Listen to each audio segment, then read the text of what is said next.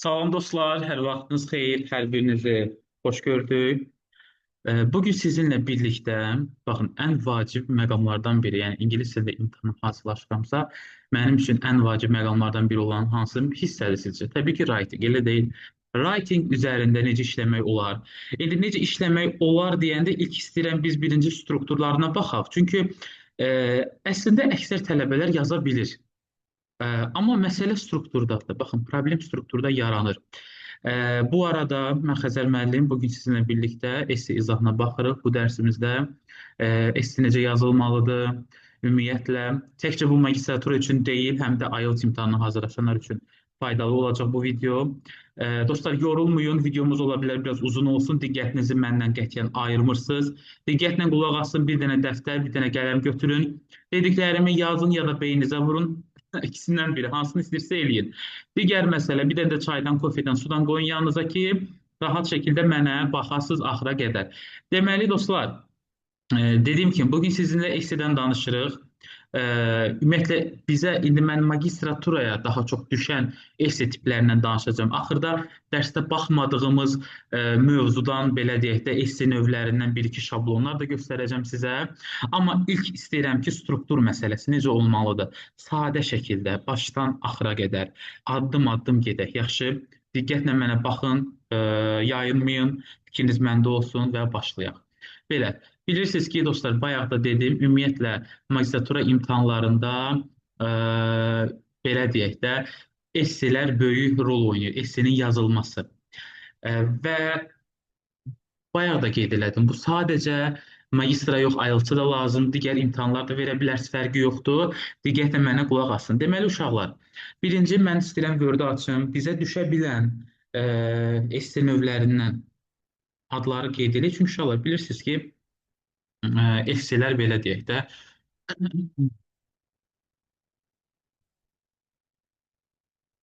bunu böyüdək, səmgəli versiyada. Bunu biz hardan böyüdə bilərik? Okay, so good. Uşaqlar, biz sizinlə müzakirələr aparanda qeyd edirdik ki, bizim məsələn esse tiplərimiz hansılardır? Agree, disagree esselərimiz olurdu, elə deyil. İkinci esse tipimiz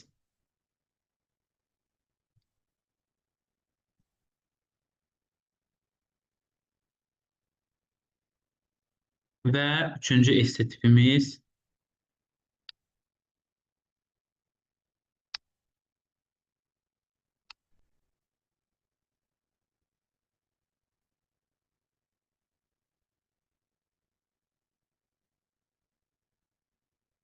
deməli dostlar, ümumiyyətlə bunlar bizim magistr imtahanında gördüyümüz, yəni mən ən çox rastlaşdığım esse tipləridir.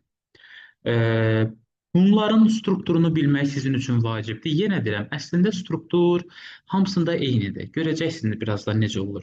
Sadəcə hər bir esse növü bir əvvəlkindən belə deyək də müəyyən versiyalarda fərqlənə bilir, müəyyən məqamlarda fərqlənir. İndi uşaqlar, baxın, birinci esse tipimiz agree, disagree-dir. Yəni bizə mövzu verilir, hər hansı bir mövzu verilir və sizdən soruşur. Siz bununla, bu fikirlə razısınız, yoxsa razı deyilsiniz? Bundan birinci biz belə deyək də növ kimi yanır. Sonra ikinci, bizdən uşaqlar verilən mövzunun avantaj və dezavantajlarını istəyir. Baxın, advantage and disadvantage. Yəni ki, avantaj, dezavantaj essesi gedir bunlar. Üçüncü esse bizə müəyyən bir fikirlər verilir. Discuss both view. Yəni postdan tutduğunuz etibarilə boss nə deməkdir? 2. 2 dənə sənə fikir verir. Bu arada mənim üçün belə deyim, tələbələr həmişə deyirəm ki, ən rahat hisselərdən biridir. Çünki fikri bunlar özləri verirlər, sən heç nə fikirləşib yazmışsan ora. 2 dənə fikir verir və o 2 fikir haqqında, bax görürsünüz, discuss, müzakirə elə, adı məni o zaten göstərir burada nə eləmək lazımdır. O 2 fikri müzakirə eləyirəm və ən axırda öz fikrimi verirəm. Hansı ilə mən razılaşıram? Hansı fikir doğrudur? Mənim üçün düzdür. Aydındırmı? Baxın belə. Bu dediyim kimi magistratura imtahanında ən çox rastlaşdığımız esse tipləri və növləridir. Diqqətlə qulaq asın. Başlayırıq birinci əqri dizəqridən. Amma mən əqriyə keçməzdən əvvəl ümumiyyətlə uşaqlar esselərlə bağlı istəyirəm belə bir ümumi bir şey yazın bura. Esselerin, ümumiyyətlə esse yazanda yadınızda saxlayırsınız ki, bizim essemiz 3 hissədən ibarət olur həmişə. 3 yox, hətta 4 hissə. 4 hissədən ibarət olur. Birinci hissə girişdir. Azərbaycan dilində buna giriş deyirlər. Və mən onu ingilis dilində yazacağım sizə introduction. Yazaq bura, qeyd eləyək. Yəni bu mənim üçün adlanır giriş. Uşaqlar, mən Azərbaycan şriftini aktivləşdirmirəm, çünki ingilis şriftlərinə tez-tez müraciət edirəm deyə. Bu baxımdan belə bəzən yazıram, ş-dır, sonra digər hərflərdir. Onu üzrlü sayasınız. Birinci girişdir. İkinci, məndə deməli, struktur necə olur? Girişi verdim. Girişdən sonra məndə gəlir body one. Bu, uşaqlar, əsas birinci hissədir. Yəni, birinci əsas hissə. Əsas hissə. Sonra birinci hissə yekunlaşır. Gəlir məndə ikinci body. Body 2. İkinci əsas hissə.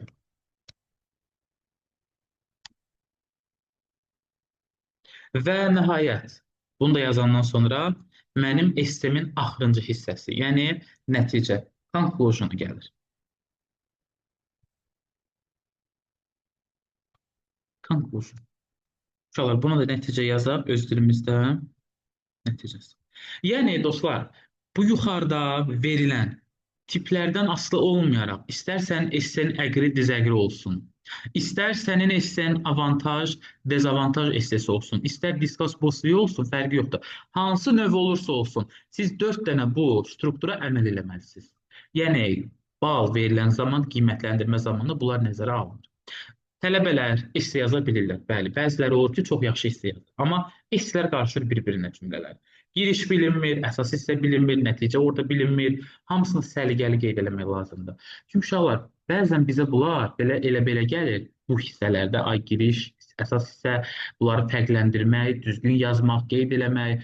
Mən həmişə dərslərdə deyirəm sizə ki, yəni qiymətləndirmənin ana meyarlarıdır. Yəni writing-i biz başqa nəyə görə qiymətləndirə bilərik?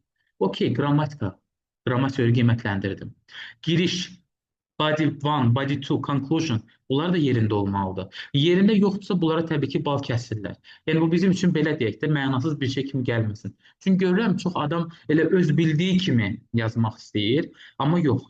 Bir balaca biz ondan kənara çıxırıq. Çünki yenə deyirəm, uşaqlar, bu əgər imtahan səviyyəsinə salınırsa və imtahan kimi bizdən tələb olunursa, təbii ki, bunun da müəyyən meyarları olmalıdır, əməl edilməli məqamları olmalıdır ki, biz ondan yaxşı bal toplaya bilək. Belə, məsələ nədir? Bir daha təkrarlayım uşaqlar. Yadınızda saxlayırsınız. Bu 3 esse növündən asılı olmayaraq, hansı düşsün, hansını yazmaq istəyirəmsə yazım, fərqi yoxdur. Mən nəyə əməl eləməliyəm? Bu 4 hissəyə əməl eləməliyəm. Yəni, mənim essem girişdən, birinci əsas hissədən, ikinci əsas hissədən və nəticədən ibarət olmalıdır. Bu belə. Bu mənim ümumi skeletimdir, ümumi quruluşumdur. Esse ümumi belə olmalıdır, yaxşı? Ümumi şəkildə buna əməl eləməliyəm. Bəs ayrı-ayrılıqda tutaq ki, mənə düşən mövzu əqri dizəqri ilə bağlıdır. Mən orada nəyə əməl eləməliyəm? Gəlin ona baxaq. Addım-addım, bir-bir, beynimizi qarışdırmadan, hissə-hissə, yavaş-yavaş onları analiz eləyək. Uşaqlar, ümumiyyətlə əqri dizəqri esselərində birincisi, belə deyək də, ya elə özünü yazırlar suallarda. Məncə artıq azdan çoxdan indi imtahanları vermisinizsə, necə deyirlər, mövzuları görmüsünüzsə, tanışsınız. Ya yazır əqri dizəqri, yəni bunu mütləq şəkildə belə deyək də, burada qeyd edir. Mütləq şəkildə qeyd olunur. İstəyirsiniz gəlin elə bir dənə də, məsələ üçün, sual versiyasını yazıq. Məsələn, mövzunu verir, belə yazır altdan, tutaq ki, sualı belə qoyur. To what extent do you agree or disagree? Məsələn, tələbə soruşur, müəllim, mən hardan bilim bu əqri dizəqri hissəsidir? Uşaqlar, baxın, yəni bunu yazıbsa, Bu artıq %100, mində min əqli dizəqli hissəsidir. Və yaxud da başqa bir sual da var, belə bir şey. Əgər mövzudan sonra, verilən topikdən sonra sualı belə qoyursa, what is your opinion? Opinion. Uşaqlar, bu da böyük ehtimal bizdə olmalıdır nə? Əqri dizəqri essesi kimi yazılır. Yadınızda qalsın. Yaxşı. What is your opinion? Yəni bunu əslində opinion esselərdə deyirik, amma opinion essesi də elə gəlib ona çıxır da. Yəni sənin fikrin necədir bununla bağlı? Razısan yoxsa razı deyilsən, elə ona gəlib çıxır. Ona görə yadımda saxlayıram ki, əgər mənə verilən suallar bu tipdə qurulursa, qoyulursa, mən çalışmalıyam ki, əqri, dizəqri hissələrinin, belə deyək də, özünə məxsus quruluşundan istifadə edeyim. Okey? Bu belə. İndi keçək görək, burada məsələlər nədir? Uşaqlar, bax, özü görəcəksiniz. Yenə də giriş, əsas hissə, nəticə, bunlar özünü qoruyur. Bayaqdan deyirəm bunu. Sadəcə hər birində xırda-xırda belə fərqliliklər olmalı. Fərqliliklər olur daha doğrusu. İndi uşaqlar, gəlin biz nəyə baxaq? Diqqətli oluram nədə? Mənə sual verir, elə deyil. Deyir ki, sən razısan, razı deyilsən. Məsələ odur ki, dostlar, biz birinci fikrimizi cəmləməliyik ki, biz verilən mövzu ilə, nədirsə bilmirəm də, ola bilər, məsələn, tutaq ki, iş saatlarının azaldılması insanlar üçün daha çox istirahət imkanları yarada bilər. Mövzu budur və səndən soruşur, sən bundan razısan yoxsa razı deyilsən? Yəni, zaten bu essenin əsas məğzu odur ki, sən birinci fikrini verməlisən ki, bundan razısan, razı deyilsən. Yəni, bu verilən mövzu ilə razılığın var, yoxsa narazılığın var. Bu, ümumiyyətlə, belə qeyd eləyək burada. Tək gözləyin, şriftimizi dəyişək. Onda belə götürəndə, ya biz verilən mövzu ilə tamamilə razı oluruq, ya uşaqlar tamamilə narazı oluruq,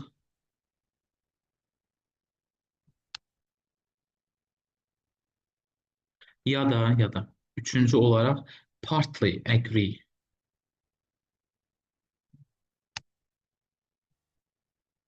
yaxud da partly disagree. Completely agree artıq bilirsiniz. Yəni verilən mövzu ilə tamamilə razıyam. Yəni burada artıq başqa bir ehtimal yoxdur.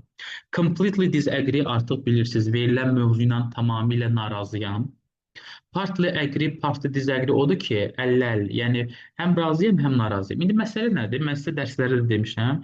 Ümumiyyətlə uşaqlar, ümumi genəldə belə deyək də, qayda belədir ki, IELTS-ın özündə də. Baxın, partly agree or disagree olanda demirəm ha, olmayın. Fikriniz əgər o yöndədirsə, okey, gedin, onu dəstəkləyin. Sadəcə qayda belədir ki, uşaqlar, burada belə deyək. Sən partly agree və yaxud disagree olanda konkret bir ideyanı support eləmirsən, yəni dəstəkləmirsən. Yəni ikiləmdə qalırsan da elə deyil. Bu da düzdür, bu da düzdür. Yəni müəyyən fikirlər deyirsən və fikir çoxluğu yaranır orada. Və off-topic yazmaq belə deyək də daha rahat yazırlar deyə tələbələr. Burada biraz bir balaca az gələ bilir, oynaya bilir, aydındır. Çünki özü də yazanda görürsünüz ki, completely agree-ni yazmaq daha çətindir. Yəni ki, razılaşıb və bir dənə səbəb okey yaza bilirsən. Yəni ki, əqridə zaten mən belə deyək də razıyamsa və yaxud da tam narazıyamsa, ən azı iki səbəb verib onları izah eləməliyəm ki, mən nəyə görə razıyam, nəyə görə narazıyam. Yəni birini vermək rahat olur. Zaten hamı bir səbəbi verir. Amma ikinci səbəb adam beyni düşündürür. Bir düşünməlisən, fikirləşməlisən ki, nə yazım. O düşünməyə görə bunların balı daha yuxarı olur. 1 ilə 2-nin. Amma partly agree disagree-də səbəb ürətməkdə, səbəbi irəli deməli necə deyərlər, səbəb yaratmaq rahat olduğuna görə burada bal bir balaca aşağı ola bilər. Bunu da mən istədim sizə vurğulayım, nəzərinizdə olsun. Da heç bir fikriniz olmasa, yəni konkret belə deyək də partly agree və disagree olmaq istəyirsinizsə o başqa. Olun getsin. Amma sadəcə ümumi dünya genəlində olan şeyi mən sizinlə vurğulamaq, yəni bölüşmək istədim. Belə. Və uşaqlar, razı olub və ya da narazı olanda səbəbləriniz gözəl olmalıdır. Yəni ki, çox belə konkret səbəblər vermək lazımdır. Necə deyirlər, onları əla şəkildə support eləməlisiniz, dəstəkləməlisiniz. Yəni bəzən esse yazılır, hər şey qaydasında gözəl, amma səbəblərə baxırsan ki, səbəb o deyil. Məsələn, balın səbəblərdən kəsilə bilər. Ona görə bu essedə çox diqqətli olmaq lazımdır. Okey, əqri-diz-əqri esseləri üçün biz dedik, mən bu suala necə cavab verirəm? Ya tamamilə razı oluram, ya tamamilə narazı oluram, ya da ki, ola bilər, yarı razı, yarı narazı da ola bilərəm. Bundan başqa uşaqlar, bu ümumiyyətlə ümumi bir girişimiz idi. İndi gəlin bunun strukturuna baxaq. Strukturu necə olmalıdır? Əqri-diz-əqri esselərinin. Birincisi, dostlar, təbii ki, nəyim olmalıdır mənim? Introduction, girişim. Bu bütün esselər üçün ümumi bir qaydadır. Introduction. Introduction'ı yazdıq. Sonra introduction dostlar 3 cümlədən ibarət olur. Əqri-dizəqri esselərində. Yazıram bura. Three sentences. Deməli, introduction əqri-dizəqri esselərində 3 dənə cümlədən ibarət olur. Yadınızda qalsın. Birinci cümləmiz nədir bizim? Dəqiqə. Aha. Birinci cümləmiz nədir? Birinci cümlə dostlar, verilən mövzunu parafrez eləmək.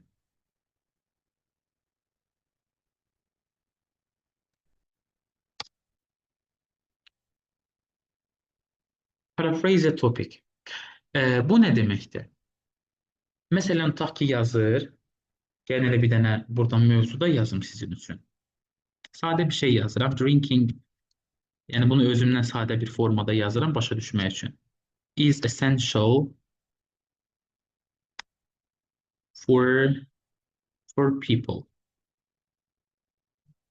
Və sonra ardına da bunu qoyur.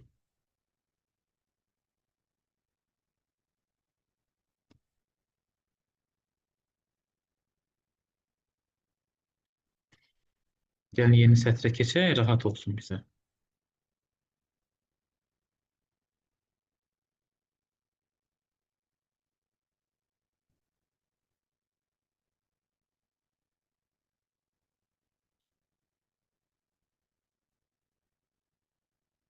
Baxın.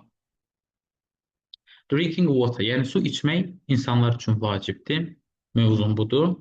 Və mənə deyir ki, sən bununla razısan, yoxsa razı deyilsən. Girişimdə, introduction'da ilk cümlə nə oldu? Verilən mövzunu, topiki paraphrase eləmək. Topikim nədir məndə? Mövzum. Drinking water is essential for people. Bunu mənanı eyni saxlamaqla başqa sözlərlə dəyişib yazırım ilk cümləyə. Yəni su içmək insanlar üçün vacibdir. Bu məna yerində qalmaqla sözləri dəyişib burada deməli nə eləyirəm? İlk cümlə kimi girişdə yazmalıyam. Və uşaqlar, həmin o cümlənin istəsəz qrammatik quruluşunu dəyişə bilərsiniz, leksik quruluşunu dəyişə bilərsiniz. Problem deyil. Ya istəsəz sadəcə ümumiyyətlə söz quruluşunu dəyişə bilər, sözləri dəyişə bilərsiniz, ardıcıllığı saxlamaqla.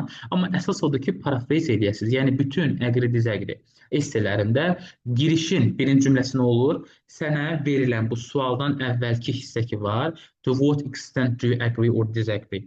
Bundan əvvəlki topik ki var. Bunu nə eləmək lazımdır? Parafrez eləyib yazmaq. Sual işarəmiz yadımızdan çıxıb. Götürək bura. Parafrez eləyib yazmaq lazım. Okey, parafrez elədim. Fərz eləyək ki, yazdım, getdi. İkinci uşaqlar artıq yenə də baxın, girişin ikinci cümləsini yazıram. Girişin ikinci cümləsində nə eləmək lazımdır? Baxın, burada sizə bir dənə sualı verir artıq mövzudan sonra. Razısan, razı deyilsən. Buna cavab veririk. Deyirik ki, tutaq ki, bu mövzu ilə razıyam və yaxud da bu mövzu ilə razı deyiləm. Elə deyil, bayaqları dedik. İndi məsələn uşaqlar, biz bunu necə yaza bilərik? Mən sizə demişəm, akademik versiyada yazmaq üçün belə yazıram. This essay, əgər razıyamsa yazıram. Agrees that, for example, drinking water is vital for human life. Tutaq ki, bu mənim artıq olur uşaqlar, sualıma cavabım. Bu mənim fikrimdir. Mən yazdım ki, bu esse razılaşır ki, su içmək insan həyatı üçün belə deyək də çox vacibdir. ayrılmaz bir parçadır. Ola bilər deyərsən ki, müəllim, mən razılaşmıram. Mən deyirəm ki, bu belə deyək də vacib deyil. Onda sən deyəcəksən ki, artıq tərsini deyirsən də, these say, these agrees that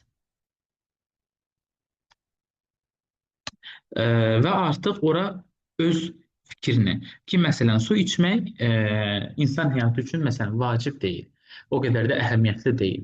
Və yaxud da yaza bilər uşaqlar strongly believe that disagree-nin yerinə, nə bilim, daha doğrusu agree-nin yerinə strongly believe that yazmaq olar. Ya məsələn completely agree bayaqları biz qeyd elədik bu formada. Belə ikinci cümlə nə oldu? Suala cavab. Bax görürsüz, aydın formada. Birinci cümlədə verilən mövzunu parafrez elədim. İkinci cümlədə suala cavab verdim. Razıyam, razı deyiləm. Yəni ki, rahat şəkildə fikirləşirəm, görüm ki, mən hansı tərəfini müdafiə edə bilərəm. Və yaxud da indi nə bilim, ola bilər partly əqri, dizəqri də olasınız. Yəni yarı belə deyək də razılaşarsan, yarı razılaşmazsan, indi o da sizin öz şəxsi fikriniz. Üçüncü və nəhayət introduction üçüncü və sonuncu cümləsidir. Üçüncü cümlədə baxın, mən əgər razıyamsa mənim nəyim olmalı dostlar? Mənim səbəblərim olmalıdır. Səbəblər verməliyəm ki, filan şeylərə görə mən razıyam. Elə deyil, razıyam deyib keçdim. Onda essenin mənası olmaz. Elə bu əqli-dizəqini çətinləşdirən versiyalardan biri də odur ki, sən burada gözəl, konkret səbəblər irəli sürməlisən. Elə razıyam deyib elə yoluma getsəm, nə var idi yazmağa? Elə deyil, hamı yazardı, gedərdi. İndi üçüncü hissə artıq uşaqlar. Bunu çox adam essesində eləmir. Baxın, nə sınaqlarda görmürəm, nə ümumiyyətlə siz özünüz yazanda görmürəm. Thesis statement vermək lazımdır. Buna ingilis dilində thesis statement deyirlər. Yəni, artıq girişin üçüncü cümləsi nə olur səndə? Razılaşıramsa niyə razılaşıram? Tutaq ki, mən razılaşmışam və mən burada artıq iki dənə nə verməliyəm?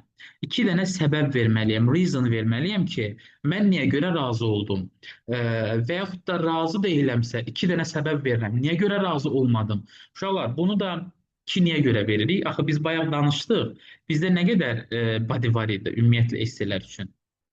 İki dənə body var idi, elə deyil. Birinci səbəbi birinci bodydə izah eləyirsən, ikinci səbəbi isə ikinci bodydə. Ona görə iki dənə mən səbəb verməli oluram. Aydın olur fikrim?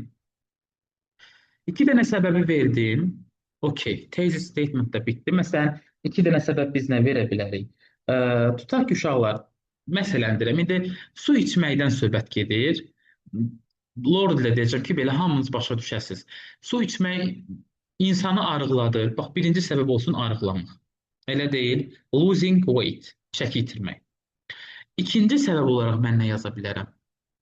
İkinci səbəb olaraqsa,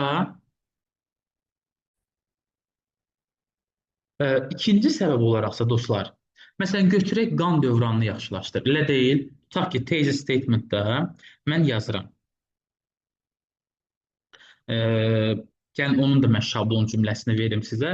Siz yox, özünüz də istifadə edə bilərsiniz. Yəni özünüzə uyğundur. Hərənin bir şablon ifadələri olur. Tutaq ki, gəlin thesis statement necə yazarlar göstərim. Bir dənə gözləyin. Bunu belə başlamaq olar. Məsələn, this essay will firstly we'll discuss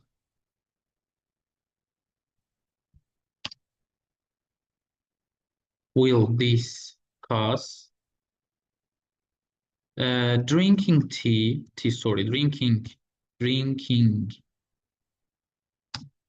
water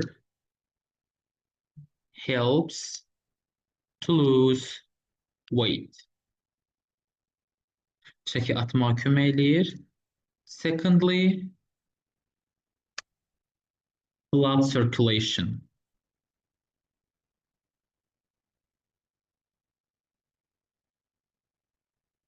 Yəni qan dövranı. Bu da olur mənim nəyim? Thesis statementimdir. Məsələn, bu esse ilə bağlı bir thesis statement yazdım, ortaya çıxartdım. Yəni, baxın, bir daha üzərindən gedirəm. Diqqətlə qulaq asın mənə. Əqri, dizəqri esselerini yazanda girişim 3 cümlədən ibarət olur. Birinci cümlə, sualdan əvvəl mənə verilən bu mövzu uzun da ola bilər, qısa da ola bilər, fərqi yoxdur. Bu mövzunu parafrez eləməkdir. Parafrez elədim, okey, bitirdim. Ondan sonra parafrez eləmək nə deməkdir? Bayaq dedim. Məna eyni qalmalıdır, qrammatik, leksik quruluşlar dəyişməlidir. Aydındır, cümlə biraz fərqli versiyada təqdim olunmalıdır.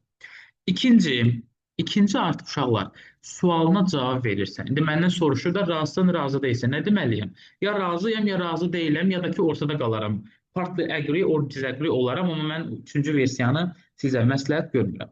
Okay, razılaşıramsa yazıram. This essay agrees that filan filan. Yaxud da razılaşmıramsa disagrees that yazıram. Bla bla yazdım, getdi. Sonra üçüncü məndə cümlə nədir artıq? Thesis statement, yəni ə, səbəblər verilən cümlə. Məsələn, su içmək insan sağlamlığına vacibdir. Həmən razılaşdın tutaq ki, bəs niyə görə vacibdir? Adamdan soruşarlar, bəs sənin səbəbin nədir? Niyə görə razısan? Havadan razı olmaq olmaz ki, elə deyil. Səbəb verməlisən. Və baxıram uşaqlar, birinci səbəbim indi bu mən özüm dedim ki, çəki itirmək. Bəli, çəki itirməyə kömək eləyir. İkinci səbəb isə blood circulation-da, qan dövranına kömək eləyir. Və mənim uşaqlar fikir versəniz, artıq essemin ana quruluşu bəllidir. Bu üçüncü cümlə çox şey mənim üçün, belə deyək, girişin üçüncü cümləsi mənim üçün çox şey deməkdir. Bu artıq mənim essemin əsas mövzularını bəlirləyir. Deməli, onda mən birincidə nədən danışmalıyam? Losing weight-dən, çəki itirməkdən. İkincidə nədən danışmalıyam? Qan dövranından, blood circulation, necə kömək eləyir su? Hər halda sizə artıq aydındır. Yəni ki, əqid dizəqinin girişi necə olur? Girişi üç cümlə ilə bitirdim, yekunlaşdırdım uşaqlar. Ondan sonra bizdə nə gəlirdi? Bizdə gəlirdi əsas hissələr. Əsas hissələr birinci body one-dan başlayaq. Body one, bax yenə deyirəm uşaqlar, belə fərqli bir şey deyil. Body one-da sən nədən danışacaqsan? Losing weight. Çəki itirməkdən. Çünki sənin razılaşma səbəblərindən biri və yaxud da mənim götürək, mənim razılaşma səbəblərindən biri nə idi? Suyu içsəm əgər, yəni su nəyə görə vacibdir mənə? Gündəlik müəyyən bir normada su içsəm, mən çəki ata bilərəm. Bu arada biraz su içim, boğazım qurudu. Suyu içsəm əgər çəki ata bilərəm. Bu mənim birinci, belə deyək də, bodymin əsas səbəbidir. Nə edirəm bunu, uşaqlar? Qəşəng bir cümlə ilə yenə bunu yazıram. Su içmək bizə çəki atmağa kömək eləyir, vacib nüanslardan biridir və s. və s. Birinci cümləni belə qəşəng yazdım. Ondan sonra uşaqlar, bunu mən nə eləyirəm? Təbii ki, explain eləyirəm. Sonra və example göstərirəm. Yəni əslində onda belə götürəndə body one nədən ibarət oldu əqli dizəqlidə? Deməli, the first reason, explain, example. Üç dənə cümlədir yenə də. Yəni, birinci səbəbini verdin, çəki itirməyi, qəşəng belə ballandıra danışdın, gözəl orada akademik sözlərdən istifadə edib cümləni qurdun, sonra onun bir izah eləyirsən niyə görə və bir dənə də nümunə göstərirsən, okey, bununla da body one bitdi. Eyni ilə uşaqlar, body two da bunun eynisidir. Bax, fikir verin. Yəni, elə bir kopyalayırsan, eyni şeyi burada yazırsan. Hocam, mən bunu istəyirəm, biraz yığım, görüm alındıra bilərəm. Və informatikanı da göstərmiş olar. Boşluqları belə azalda bilərsin. Və body two, yenə də həmin məsələdir uşaqlar. Baxın, artıq burada first yox, nədən istifadə eləməliyəm? Second reason. The second reason nə idi məndə? Blood circulation, qan dövranı. Qan dövranı necə kömək eləyir? Ümumiyyətlə, qan dövranını mən niyə görə qeyd elədim orada? Onu burada bir qəşəng yazmalıyam. The second reason. Sonra ikinci cümlə məndə yenə də explain olmalıdır, izah eləməliyəm. Deməli. Və nümunə göstərməliyim, example. Uşaqlar, bununla da əqli dizəqilinin belə deyək də, bax, girişini, əsas hissəsini gördünüz, necə olur. Bunları bitirdiniz, yekunlaşdırdınız. Axırda nə verirsiniz? Təbii ki, conclusion. Conclusion'da nəticədə də fikirlərini ümumiləşdirirsən, iki cümlədən, üç cümlədən və yaxud da bir cümlədə ola bilər. İndi baxır da sənin nəticəndəki cümlələrin, sözlərin sayına. Ümumi birinci və ikinci paraqrafda verdiyin fikirləri ümumiləşdirib, Geçən bir nəticə çıxardıb bura yazırsan. Bu da belə. Bu olur səndə agree, disagree esselərinin strukturu, yazılma qaydası, necə yazmaq lazımdır. Ümidvaram ki, bu sizə aydındır. Yaxşı, çalışın, bu dediklərimdən biraz kənara çıxmayasınız. Təbii ki, bu müəyyən bir meyarlardan biridir uşaqlar. Yəni struktur məsələsi bu. Bu dediyim meyarlardan biridir əslində. Yəni bu hər şey demək deyil. Elə mənim tutaq ki, essim buna əməl elə deyə mən gedib 5 alacağam, yox. Bu meyarlardan biridir. Esse akademik olmalıdır, essedə qrammatik səhvlər az olmalıdır, nə bilim, cümlə strukturlarına önəm vermək lazımdır, sözlərin quruluşuna, sözlərin leksik işlənmə, tutaq ki, ola bilər sözü sən bilirsən, amma leksik işlənmə yerlərini bilmirsən. Və bunlara biraz diqqət yetirmək lazım gəlir. Sonra uşaqlar, bunu bitirdik. Sonra keçirik nəyə? Bu əqli dizəqlidir. Bunu yekunlaşdırdım. Keçirəm indi ikinci essemizə. Amma ikinciyə keçməzdən əvvəl mən sizə deyim, bax yenə də baxın, bax struktur skelet necə oldu? Giriş, əsas hissələr, body 1, body 2 və nəticə. Görürsünüz, struktur dəyişmədi.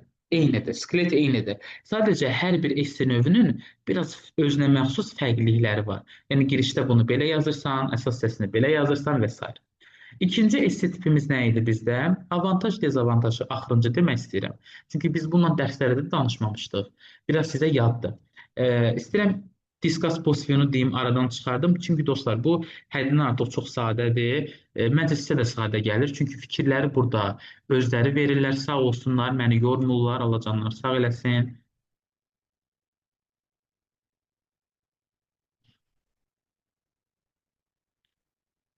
Gəlin yazaq.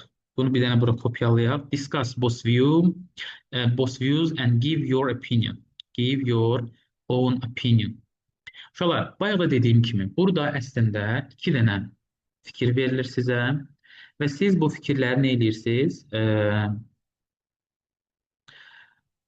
Hər ikisini izah edirsiniz. Hər ikisini izah edirsiniz və daha sonra bunlarla bağlı necə deyirlər, fikirlərinizi, düşüncələrinizi yazdınız və ən axırda artıq öz şəxsi, own opinion qeyd olunub, görə bilirsiniz. Öz şəxsi fikirlərinizi verib, essenizi oradaca yekunlaşdırırsınız. Okay? İndi məsələ nədir uşaqlar? Məsələn, gəlin götürək bir dənə discuss both view tutaq ki, mövzusu. Bura yazmaq istəyirəm. Ki, mövzu olanda adama rahat olur. Some people, elə bunu da öz kitabımızdan götürürəm. Kesinlikle izahda da bunu mən istifadə eləmişdim. Some people believe that reading reading always is always a good habit.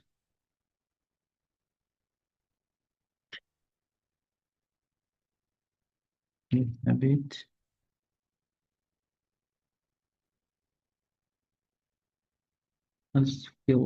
It depends on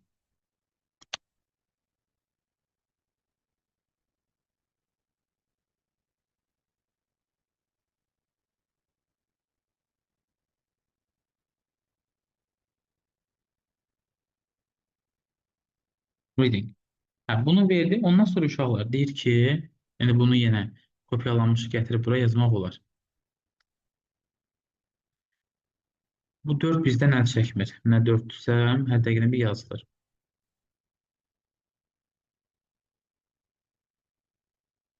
Okey, belə. İndi baxın, yazır. Bəzi insanlar inanır ki, oxumaq həmişə yaxşı bacarıqdır vərdişdə. Həbit nə deməkdir? Vərdiş. Digərləri isə belə fikirləşir və ya da belə hiss edir, düşünür ki, bu nədən asılıdır? İnsanın oxuduğu kitabdan, yəni hansı kitabları oxuyursa, bu ondan asılıdır. Burada görə bilirsiniz, iki dənə fikir var uşaqlar. Birinci fikrim, lap gəlin qabağına bir qoyaq, bizi çaşdırmasın. Və ikinci fikir, bir dəqiqə, bu var. Görürsünüz, əslində sənə verilən mövzuda iki dənə fikir var. Biri deyir, bəzi insanlar inanır ki, oxumaq həmişə yaxşıdır. Gəlin bunu rəngini bir fərqli rəng eləyək. Tutaq ki, belə. Bunu da rəngini bir fərqli eləyək. Bunu da belə eləyək. Deməli dostlar, iki dənə fikir var və sizə nə deyir? Deyir bu iki fikri də discuss elə, müzakirə elə və ən sonda öz şəxsi fikrin nədirsə, deməli onu ver mənə. Onu mənə denən. Aydındır. İndi məsələ nədir? Yenə də bax burada sənin essen ibarətdir 3 dənə hissədən. Yenə introduction, baxın uşaqlar, introduction'ı qoruyub saxlayırsınız. Bodylər yenə yerində qalır, conclusion yerində qalır. Bir balaca, deməli, ə, vəziyyət dəyişir. Məsələn, əqli dizəqidən görəcəksiniz ki, burada fərqlənmə var. Burada nə eləyirəm? Introduction yazıram yenə, introduction.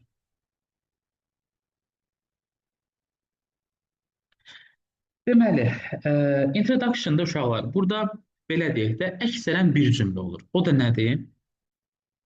Paraphrase. Deməli, paraphrase sentence, yəni paraphrase topic yazaq bura.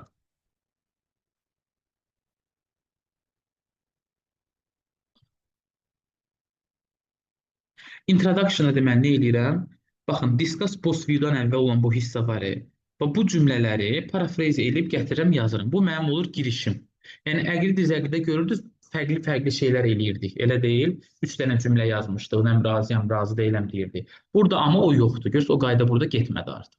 Fərqləndi. Bir dənə mövzunu parafrez elədim, bitdi. İndi istəyirsiniz əlavə bir dənə də cümlə yazarsınız özünüzdən, öz fikrinizi belə deyək də tam bildirmədən anonim bir cümlə qeyd eləyərsiniz, o istəsəz. İstəməsəz də ki, elə bir dənə parafrez eləyin, bitsin. Onu yazdınız. Ondan sonra uşaqlar, burada gəlir nələr? Düşürəm nəyə? Body. Body one.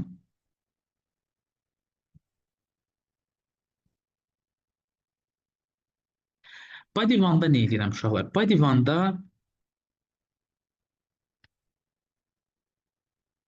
view one. View one nə deməkdir? Yəni birinci fikri izah edirəm. Hətta gəlin yazaq bura. Explain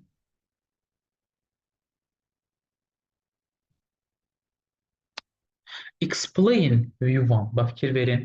Yəni body one-da birinci hissədə girişdən sonra, yəni artıq girişi yazdınız, əsas hissəyə keçid elədiniz. Əsas hissənin birincisində, yəni birinci əsas hissədə burada verilən birinci fikir nədir? Bəzi insanlar inanır ki, oxumaq həqiqətən də belə də həmişə yaxşı vərdişdir.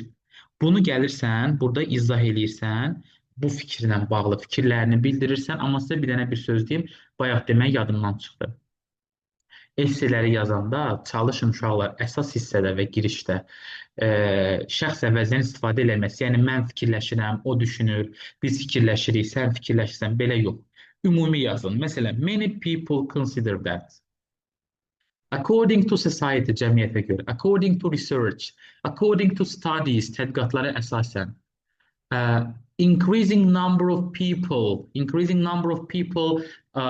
estimate that. Məsələn, fərz edir ki, düşünür ki, çalışın əsas hissələrdə, girişdə ümumi cümlələrdən istifadə elə. Söz yox, o fikir sənindir, amma akademik olsun deyə ümumi cümlələrlə verirsən. Amma nəticədə artıq öz fikrini verməkdə azadsan. Yaxşı.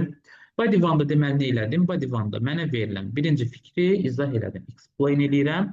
Uşaqlar, izah elədim, belə deyək, nümunə göstərdim, qeyd elədim onu. Yəni birinci fikri izah edirəm də yenə deyirəm. Söhbət birinci fikirdən gedir. Sonra keçirəm body two-ya.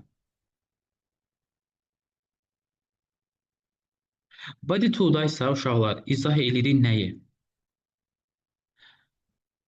Computer. Explain view two. Yəni ikinci fikir. Bax, ikincidə nə yazıb?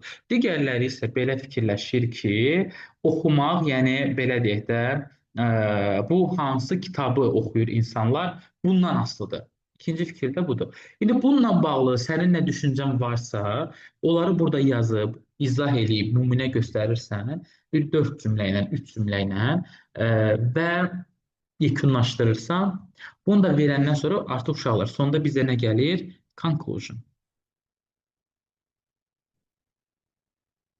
Conclusion'da artıq, conclusion'da sizin burada 3 versiyanız var. Ya nə eləyirsən? Birinci fikirlə razılaşırsan, belə deyək də, ya birinci fikri sən əsas götürürsən özün üçün, onunla razılaşırsan, Ya belə deyək, ikinci fikirlə razılaşırsan, yəni ki, ikinci verilən fikirlə, ya da hər ikisi ilə razı olub balanslı bir fikir irəli sürə bilərsən. Və bir daha deyirəm, conclusionda artıq öz fikrini irəli sürürsən. Conclusionda artıq sən öz düşüncələrini verirsən nəticədə. Bu çox uzun-uzadı vermirsiniz. Bir cümlə ilə belə deyək, iki cümlə ilə onu yazırsan və qeyd edirsən. Mən birinci verilən fikirlə razıyam. Yəni bunu axırda qeyd edirsən. Çünki axır burada nə yazıb? Öz şəxsi fikrini ver. Yəni sonda artıq verirsən. Ya birinci fikirlə razılaşa bilərsən, yəni bəzi insanlar inanır ki, oxumaq həmişə yaxşı vərdişdir.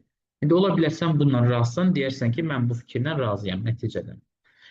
Və və yaxud da uşaqlar ikinci fikirlə razı olarsan, yazarsan ikinci ilə razıyam və yaxud da sənə görə hər ikisi düz olar, balanslı bir fikir saxlamaq istəyirsən, yazarsan ki, məsələn də mən hər iki fikirlə razıyam. Bax, conclusion-da belə olur. Aydındır. Bax, discuss both view-nun da uşaqlar yazılım qaydası belədir. Yenə də bax struktur, skelet eynidir. Bax yenə təkrar edirəm, dönə-dönə deyirəm, dəfələrlə də deyəcəm sizə. Struktur eynidir, dəyişmədi. Giriş, bodylər, conclusion. Dəyişən nədir? Biraz yazı qaydaları. Bax görürsüz. Burada introduction-da bir dənə mövzunu parafraze elədim. Sonra parafraze-dən sonra keçirəm birinci hissəyə. Orada başlayıram mənə verilən birinci mövzu haqqında danışmağa. Onu izah edib nümunə göstərməyə, amma öz adımdan yox, çalışıram üçüncü şəxsin adından danışım. Məsələn, çoxlu adamlar fikirləşir ki, tədqiqata görə, araşdırmalara əsasən, cəmiyyətə görə, bax bu formada. Sonra bunu bitirdim, keçirəm body 2, ikinci hissəyə. İkinci hissədə mənə verilən ikinci view, yəni ikinci fikirlə başlayıram müzakirələrimi aparmaq, onunla bağlı ümumi fikirlərimi verməyə, üçüncü şəxslərin adından yenə deyirəm, öz adınızdan danışmayın. Və axırda conclusion-da isə yenə də baxın uşaqlar, artıq burada öz fikrinizi verə bilərsiniz. Fikrinizi verdiniz və yazırsınız. Buna görə də mən birinci fikirlə razıyam. Yuxarıda verilən birinci fikirlə razıyam. Ya ikinci fikirlə razıyam, ya da. Hər iki fikirlə razıyam belə. Bu da olur bizim discuss both view. Essemizin strukturu, belə deyək də, yazılım qaydası. İndi gəlin keçid eləyək. Keçid eləyək sizlə nəyə? Axırıncı tipimiz olan avantaj, dezavantaj essələrinə. Ümidvaram bura qədər hər şey aydındır ki, probleminiz yoxdur. Deməli, dostlar, indi ümumiyyətlə keçirik üçüncü hissəmizə. Bizim avantaj, dezavantaj essələrimizə. Deməli, diqqətli oluruq nədə? Birinci olaraq, mən istəyirəm o adı gətirək bura yazaq, qeyd eləyək.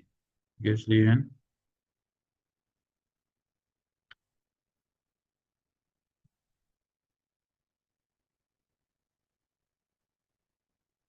Peki.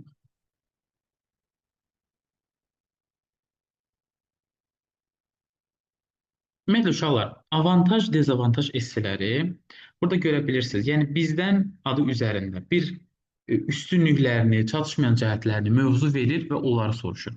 İndi birinci məsələ nədir? Tələbələrin əksəriyyəti burada nədə səhv edirlər? Məsələn, tutaq ki, bir dənə avantaj götürürlər, başlayırlar bütün esseni onun üzərində qurmağa. Ya ola bilər ki, gəlin tutaq ki, deyək də, bir dənə dezavantaj götürürlər, başlayırlar esseni onun üzərində qurmağa və s. Amma uşaqlar, burada hər ikisindən yazmaq lazımdır. Verilən mövzu nədirsə, topik nədirsə, onun həm bir avantajını yazırsan, bir dənə də dezavantajını yazmalısan. Ola bilər beynində çoxlu səbəblər olsun, bunu da deyim sizə. Ola bilər 3 dənə avantaj fikirləşəsən, nə bilim 4 dənə dezavantaj fikirləşəsən, amma çalışın, bodylərdə birini verin. Hansı ən əsaslısa, onu yazın və onunla bağlı nümunələr göstərməyə çalışın. İndi uşaqlar, istəyirəm mən bir dənə bura mövzu yazın, mövzu adı. Bu bizim üçün daha rahat ola bilər, elə deyil? Gözləyin. Deməli, bir dəqiqə. Bu mövzunun adını biz bura qeyd eləyək. Ondan sonra onun üzərində biz çalışaq. Mövzunun adı belə olsun. University students are increasingly studying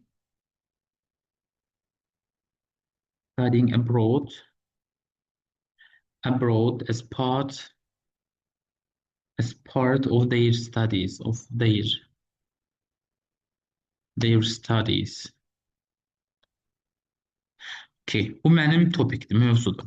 Və sonra məndən soruşur, do the of studying abroad outweigh the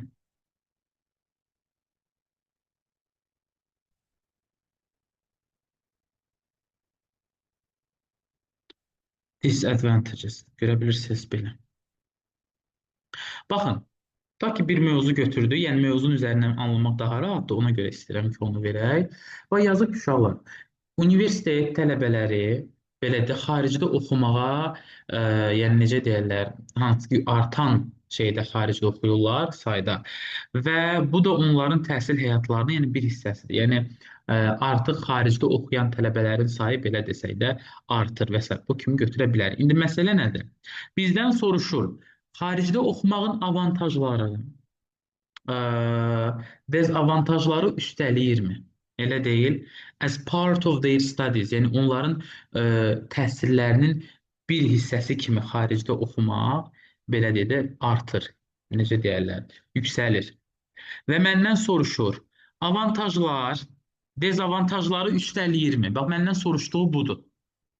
İndi uşaqlar, təbii ki, bura agree, disagree yazmayıb, nə bilim, what is your opinion yazmayıb, sonra discuss both view yazmayıb. Deməli, avantaj, dezavantaj qeyd edilibsə, demək söhbət nədən gedəcək?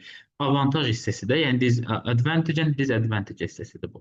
Və mən artıq bununla bağlı struktur necədirsə onu əməl eləməliyəm. Yəni, təbii ki, skelet quruluş bizdə nə idi? Skeleti nə idi bizim üçün? Giriş, əsas hissə, nəticə. Bunda da onu əməl eləyəcəksən.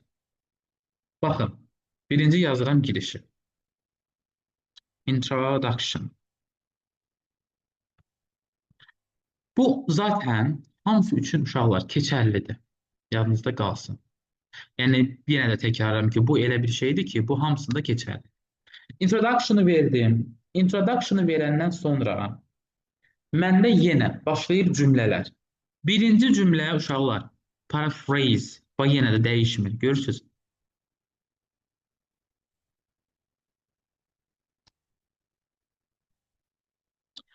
Paraphrase sentence, topic sentence. Hətta onda yazaq ki, qoy sizin üçün tam aydın olsun. Yəni, həmişə yadınızda saxlayırsınız ki, ümumiyyətlə nə essesi yazıramsa yazım, agree, disagree, discuss both view, avantaj, dezavantaj fərqi yoxdur. Birinci cümlə mütləq girişdə paraphrase olunmalıdır. Bu belədir, okey? Olunmalıdır, nöqtə. Bunu dedik, keçdik. Uşaqlar, bu esseni mən yazmışam, indi birazdan sizə göstərəcəm. Ona görə də təzədən uzun-uzadı yazmaq istəmirəm, vaxtımız çox getməsin. İkinci cümləm nədir mənim girişdə? İkinci cümlə uşaqlar, thesis statementdir. Baxın, thesis statement bir, agree disagree-də vardı, bir də burada qabağıma çıxdı. Bu nə deməkdir? Burada mənim bodylərdə də, əsas hissələrdə müzakirə edəcəyim əsas avantaj və dezavantajlar qeyd olunmalıdır. Yəni, bir dənə avantajı qeyd edirəm, bir dənə də dezavantajı qeyd edirəm. Bu mənim thesis statementimdir. Yəni, əsas hissədə nəyi müzakirə edəcəm. Bir də uşaqlar, mövzu ilə bağlı xırdaca bir dənə öz fikrimi verməliyəm. Give your opinion yazıram bura. Xırdaca mövzu ilə bağlı fikrimi də verirəm ki, yəni avantajlar mı daha çox burada necə deyərlər üstəlir, dezavantajı yoxsa dezavantaj mı avantajları üstəlir? Bunu verirəm. Bu mənim introduction olur belə 3 dənə cümlədən. Bax yenə deyirəm, avantaj, dezavantaj esselərində introduction oldu 3 cümlə. Birinci verilən topic sentence nədirsə, bax yuxarıda topic sentence nədir? Budur bizdə. Elə deyil, verilən ilk cümlə. Nədirsə onu parafraze edirəm. Parafraze artıq bildiniz nə deməkdir. Məna eyni qalır, leksik, qrammatik quruluşu dəyişirsən. Sonra thesis statement vermək lazımdır. Məndən avantaj və dezavantajı soruşur. Nəyin avantaj, dezavantajı? Xaricdə oxumağın. Xaricdə oxumağın bir avantajını verməliyəm girişdə, bir də dezavantajını verməliyəm. Ki, oxuyan adam bilsin də mən nədən müzakirə aparacağım, nəyi danışmaq istəyirəm. Və bir dənə də uşaqlar, öz fikrimi verirəm minimalist olaraq, avantajlar mı üstəliyir, yoxsa dezavantajlar mı? Bununla da introduction bitir və keçid eləyirəm bodylərə. Uşaqlar, birinci bodydə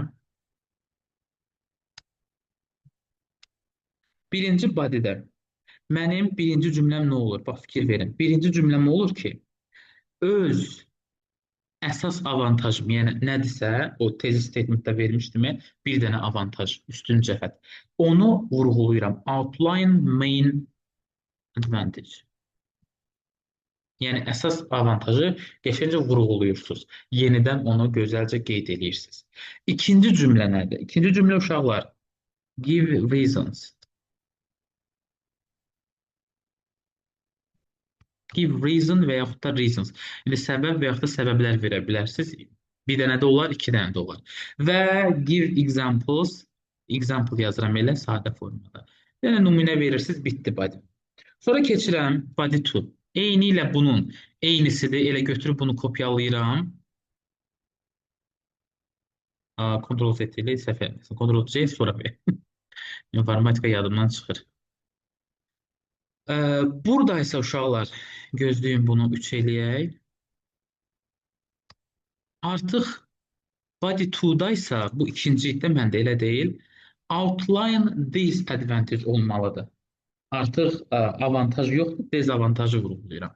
Çünki body 2-dan danışıram. Elə deyil, səbəb verirəm, nümunə göstərirəm. Bax, fikir verin. Deməli, mənim avantaj, dezavantaj essemin skeleti necə oldu? Verilən topic sentence, baxın, nədirsə, məndə birinci bu cümlədir. Onu parafrez eləyirəm. Sonra mənə verilən mövzu ilə bağlı, mövzu nədir? Xaricdə oxumağın avantaj və dezavantajları. Hərəsinə dair bir dənə avantaj, bir dənə dezavantaj verirəm girişdə. Sonra da minimalist bir dənə öz fikrimi verirəm ki, hansı daha basqındır, avantaj mı, yoxsa dezavantaj? Və keçirəm əsas hissəyə. Body 1-da girişdə verdiyim əsas avantajı yenidən qeyd edirəm, onu daha belə səliqəli yazıram və ondan sonra uşaqlar səbəblər verə bilərəm və nümunə verir. Səbəblər verə bilərəm, yox, verməliyəm. Yəni bir dənə də səbəb verə bilərsiniz, iki dənə də fərqi yoxdur və nümunə verirəm. Sonra body 2 ikinci hissədə belədir, dezavantajı vurğulayıram, hansı ki əsas hissədə vermişdim. Sonra səbəblər verirəm, səbəbi göstərirəm və ondan sonra nümunə verirəm, əsas hissəni bitirirəm və nəhayət gəlirəm, nəyə çatıram? Conclusion hissəmə çatıram. Bu dərs boyu, sarı rəng bizdən əl çəkmədi. Conclusion hissəmə gəlib çatmış oluram. Conclusionda isə uşaqlar artıq nə edirik? Conclusionda bir dənə ümumi cümlə yazırıq, general statement vermək lazımdır.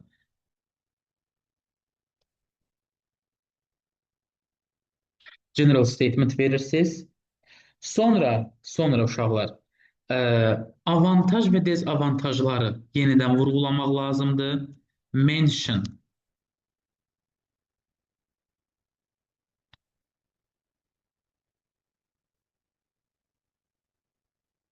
Yəni bir daha nəzər salıram ona və nəhayət öz fikrimi verirəm axırda. Give your, yenidən öz fikrimə qayıdıram. Yəni burada artıq yenə vurğulayıram ki, tutaq ki, avantajlar dezavantajları məsələn öhdələyir, üstündən gəlir. Ya dezavantajlar avantajları öhdələyir. Bax bu formada. Bunu da verəndən sonra uşaqlar artıq mənim essem nə olur? Yekunlaşır. Bir də mən sizin üçün burada xüsusi olaraq nəyə qeyd eləmək istəyirəm? Uşaqlar yadınızda qalsın. Məsələn, avantajın yerinə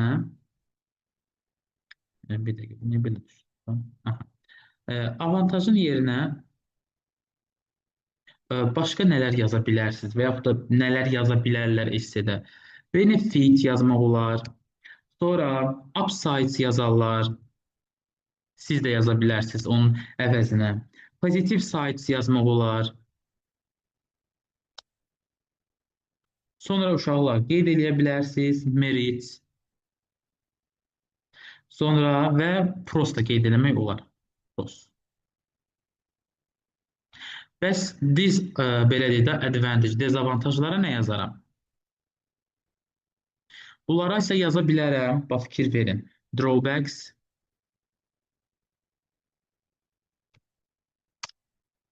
yaza bilərəm, downsides yaza bilərəm, negative sides yazmaq olar. demerit yazmaq olar və fonts yaza bilərik. Yadınızda qalsın. Yaxşı, rəngini də dəyişim.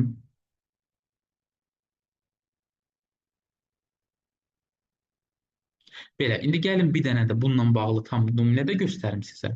Hamınıza aydın olsun. Nümunəmizi də göstərim sizin üçün. Deməli, dostlar, siz burada artıq bir avantaj, dezavantaj esse nümunəsi görürsünüz. Mövzu belə deyək, burada qeyd olunandır. Bu mövzudur. Fikir verin, üniversite ilə bağlı olan. Mənim mövzum budur. Və əsas məsələ nədir? Bax, bir daha üzərindən keçirəm. Giriş hissəm, girişdə cümləni, yəni topic sentence paraphrase elədim. Tezi statement verirəm, bir dənə avantaj, bir dənə dezavantaj. Sonra öz fikrimi bildirirəm, yaxşı. Body one-da fikir versəz uşaqlar, outline main advantage, yəni artıq body one-da birinci olaraq nə eləyirəm? Verdiyim avantajı, əsas avantajı biraz daha səliqəli versiyada yazıram, geniş versiyada qeyd edirəm. Səbəb verirəm, nümunə göstərirəm. Body 2-da dezavantajı artıq belə deyək də qeyd edirəm, vurğulayıram, səbəb verib nümunə göstərirəm və axırda da nəticəmi verirəm. Nəticədə də bir ümumi cümlə yazırıq. Sonra avantaj, dezavantajı bir daha vurğulayırıq və nəhayət öz fikrimizi verib essemizi bununla da yekunlaşdırırıq. Mövzud uşaqlar, baxın budur. İndi mən təbii ki, introduction verirəmsə nə eləməliyim? Birinci, bu hissəni, yəni topic sentence-i paraphrase eləməliyim. İndi buna bir dənə diqqətlə baxın, gəlirəm mən esseyə. Uşaqlar, bax, fikir verin, mənim paraphrase olunmuş hissəm buradır. Bax, diqqətli olun. Buradan ta ki, bura qədər. Yəni, in recent years, son dönəmlərdə universitet tələbələri, yəni an increasing number of, yəni çoxlu universitet tələbələri, belə deyək, öz akademik həyatlarının əsas hissəsi kimi nəyi seçirlər? Xaricə təhsil almaq. Bax, birinci cümləni paraphrase elədim. Aydındır. Bir dənə burada mən şeyin yerini tərsə salmışam. Birinci bizdə gəlməlidir tezi statement. Sonra I believe that. Elə bilin ki, yerləri dəyişik düşüb. Birinci bunu yazırıq uşaqlar. Baxın, sizə demişdim. Nə yazırıq introduction-da? İkinci olaraq qeyd edirəm tezi statement-i. Bir, avantaj, bir dənə də dezavantaj. Yazmışam, xaricdə oxumaq bizim üçün nə yaradır? Financial, maliyyə və emosional çətinliklər, yəni ola bilər darıxarıq ailəmizdən sarı, biraz da maliyyə problemlərimiz olar. Bu uşaqlar mənim qeyd elədiyim dezavantajdır. Xaricdə oxumağın dezavantajı, financial and emotional difficulties. Bu artıq dezavantajdır. Amma uşaqlar, burada nə qeyd eləmişəm? Həm də ikinci olaraq böyük akademik və şəxsi üstünlüklər verir mənə.